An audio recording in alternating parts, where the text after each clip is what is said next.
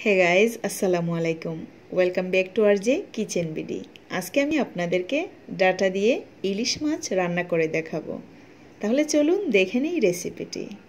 आमी एइखाने प्राय half KG data निয়েছি, एरकम स्टिक करे केटे निয়েছি, देखतेই পাচ্ছেন।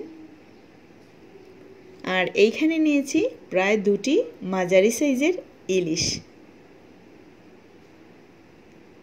একটি বাটিতে নিয়ে নিলাম কিছু পানি, দিয়ে দিচ্ছি 1 চামচ পরিমাণ হলুদের গুঁড়ো, 1 চামচ পরিমাণ মরিচের গুঁড়ো, স্বাদমতো লবণ এবং 1 চামচ পরিমাণ মাছের মশলা।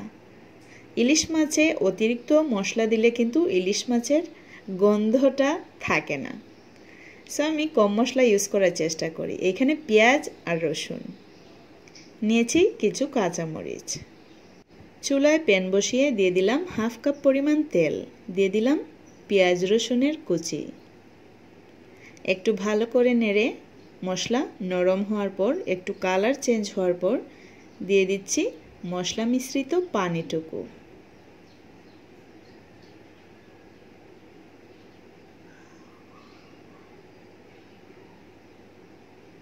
ঠিক এই প্রসেসে রান্না করলে আপনাদের ডাটা ইলিশ অনেক মজা, অনেক সুস্বাদু হবে।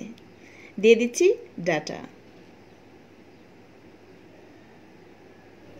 এখন ডাটাগুলো একটু নেড়েচেড়ে মশলার সাথে ভালো করে মিক্স করে 15 মিনিটের জন্য ঢাকনা দিয়ে ঢেকে রাখবো, যাতে ডাটাগুলো অর্ধেকটা সেদ্ধ হয়ে যায়।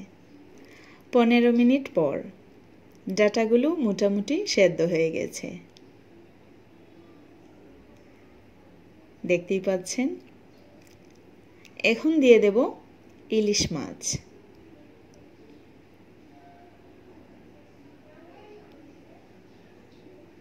দিয়ে দিচ্ছি পানি, অবশ্যই আপনারা আপনাদের পরিমাণ মতো পানি ইউজ করবেন। দিয়ে দিচ্ছি কাঁচামরিচ। ঢাকনা দিয়ে ঢেকে রাখছি। 20 মিনিট পর আমাদের তরকারি হয়ে গেছে। একটি কথা মনে রাখবেন, ইলিশ মাছে যত কম মশলা ইউজ করা যায় ততই ভালো, স্বাদটা অটুট থাকে। ইলিশ আমাদের জাতীয় মাছ, কারণ আমরা বাংলাদেশি। বাংলাদেশের জাতীয় মাছের নাম ইলিশ।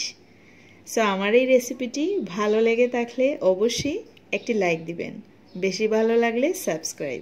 C you in the next video. Till then, bye bye, আল্লাহ হাফেজ। সবাই ভালো থাকবেন। খুব মজা।